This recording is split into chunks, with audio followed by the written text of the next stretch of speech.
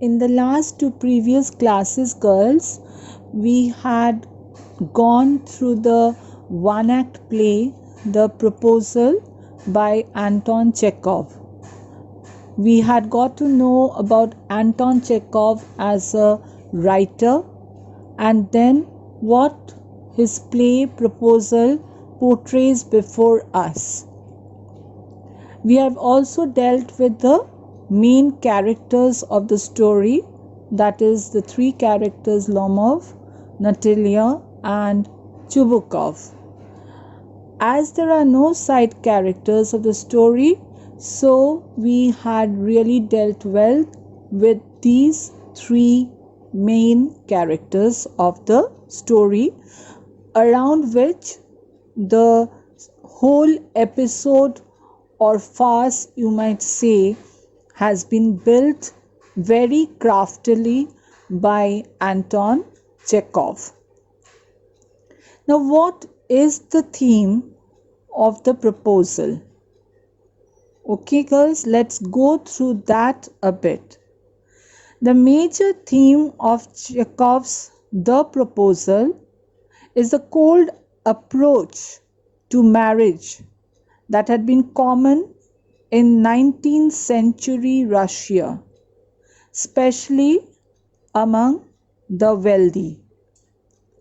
The play, as a satire for this money-driven type of marriage, depicts the two main characters as excessively posh and desperately wanting to wed each other for economic security, blind to the fact that they would not get well along.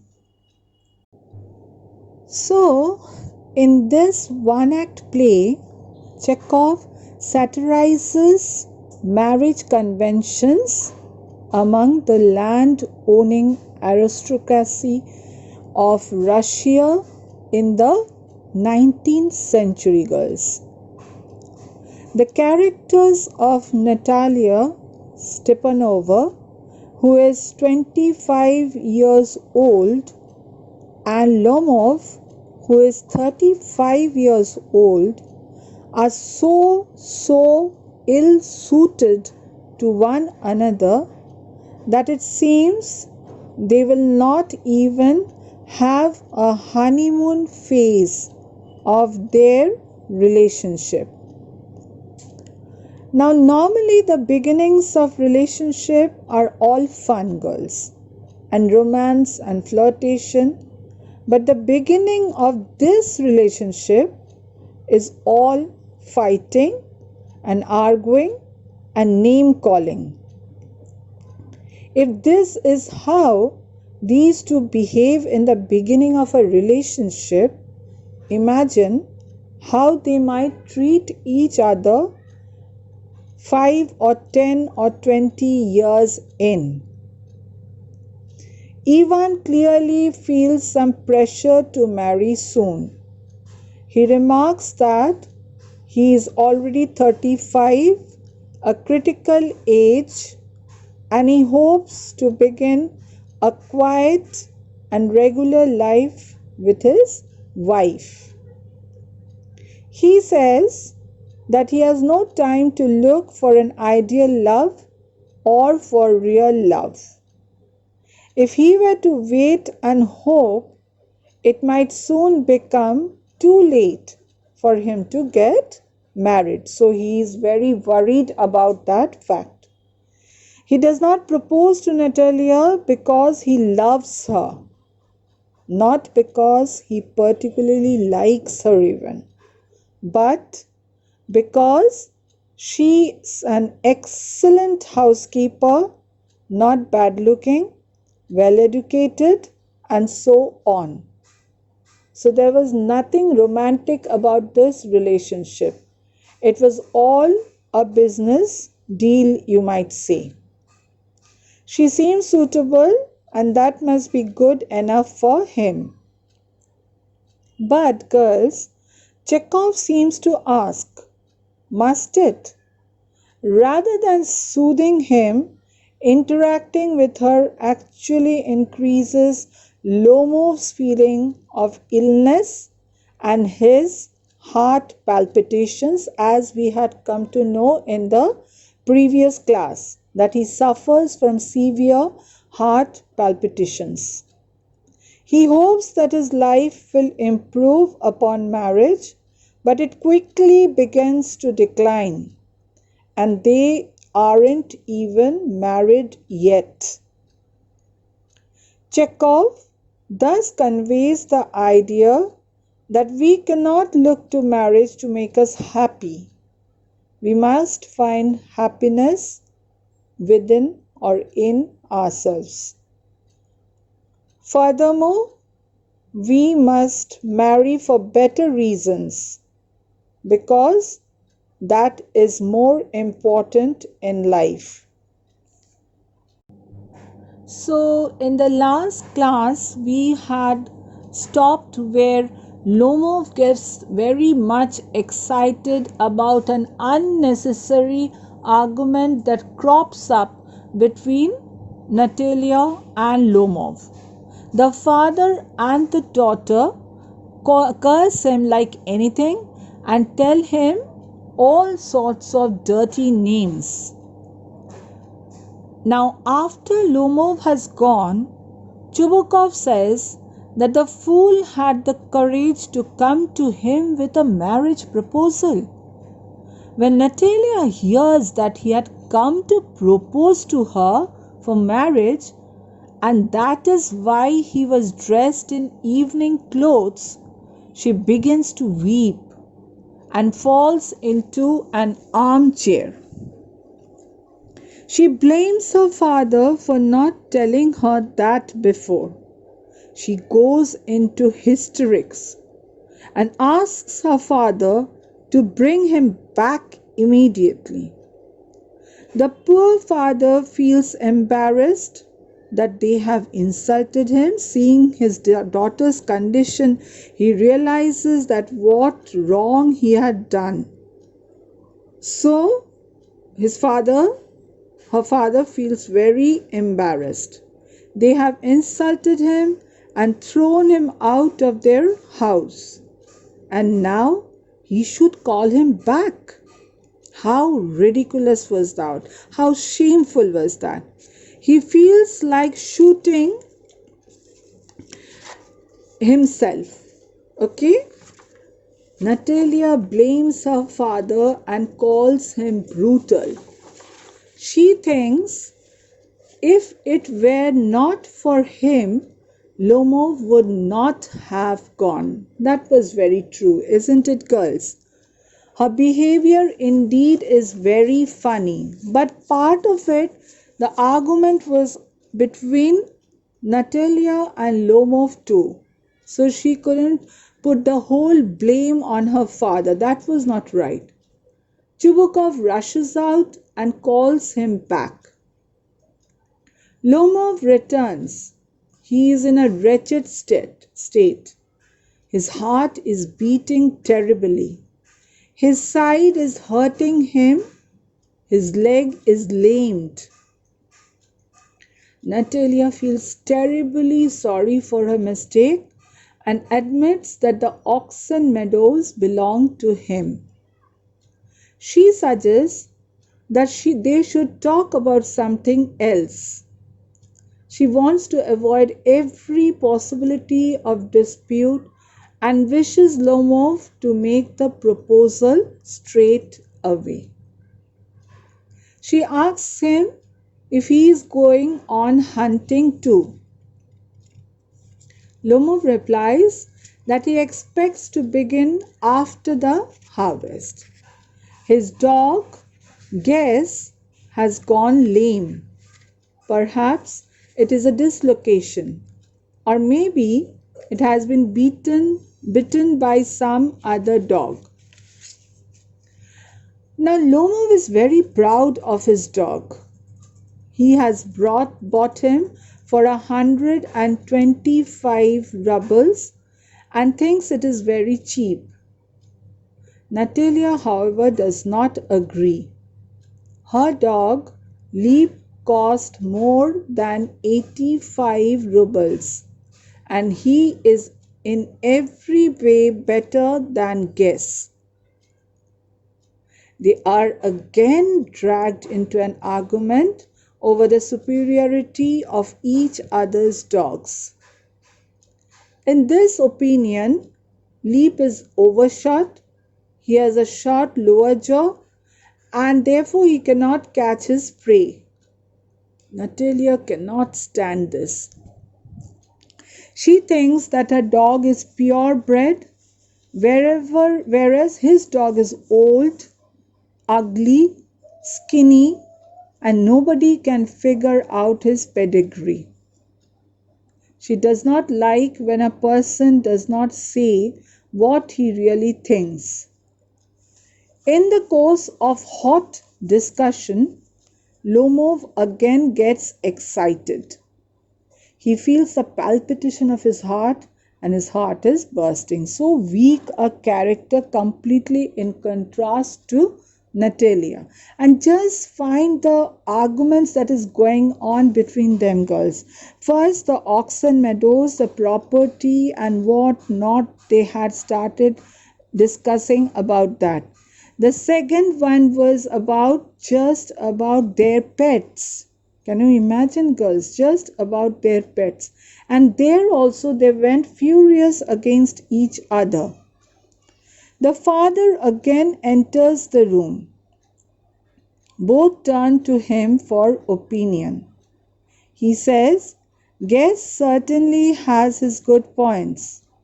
He is from a good breed, has a good stride, strong haunches, and so forth. But he has two faults.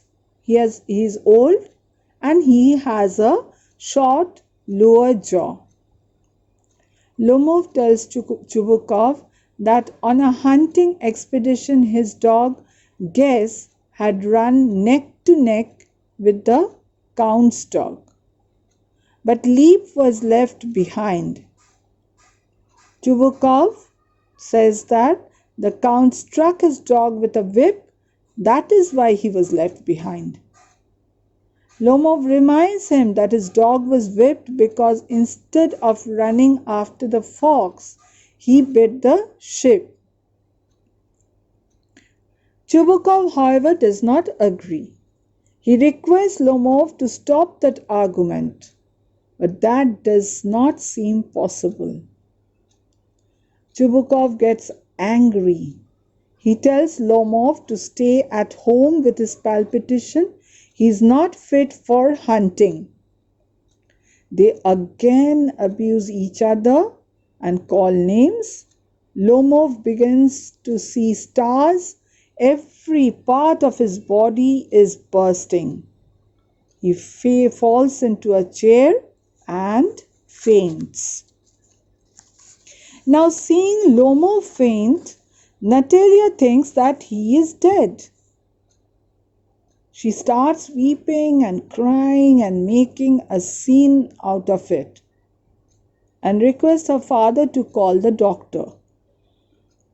The poor father feels miserable. He holds a glass of water to Lomov's lips, but the latter does not drink water. The father finds himself in a terrible situation. He is so mad with desperation that he wants to shoot himself. In the meantime, Lomov comes to senses. He sees mist before his eyes. Chubukov does not want to take any more chance by leaving them alone. Okay. He at once speaks out that his daughter is willing to marry. He thrusts Lomov's hand into his daughter's hand and gives them his blessing. He just wants to be left in peace. Lomov is still dazed. He is not able to understand what is going on. At last, they kiss each other and are reconciled. but they again start quarreling over their dogs. Natalia says, "Guess is worse than leap." Lomov says, "Better." Amid their shouting, the poor old father shouts, "Champagne, champagne," because it was a time of celebration. They were into their marriage. But little did they realize that it was a very, very happy reunion for them. They went on arguing and arguing, and ultimately their father shouted out for a celebration. The themes and the issue for this one act play by Chekhov, as I've already said before, girls, that is a comedy or a satire, include making fun of romance and marriage. Chekhov examines the true nature of marriage, an institution of necessity in his.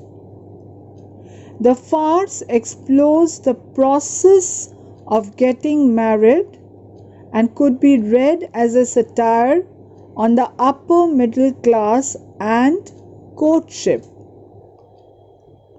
Now, the play points out the struggle. Listen to this very carefully, girls. The play points out the struggle to balance the economic necessities of marriage and what the characters themselves actually want. It shows the characters' desperation for marriage as comical. In Russia, marriage was a mean of economic stability for most people. They married to gain wealth and positions or to satisfy social pressure and not for themselves. Now, the language style of the play, girls, for Chubukov, his language is polite and humorous, you might say. Natalia, she is polite at first, but she likes shouting and is spoiled. Ivan, very weak, a character. Often you'll find him getting heart palpitations and getting unconscious, but you might always also say that he's polite too, even though he likes screaming and shouting. So the conclusion of the play, as we can say, girls, is that the result of this drama is man versus society, because there is a conflict between Natalia and Ivan related to their marriage proposal.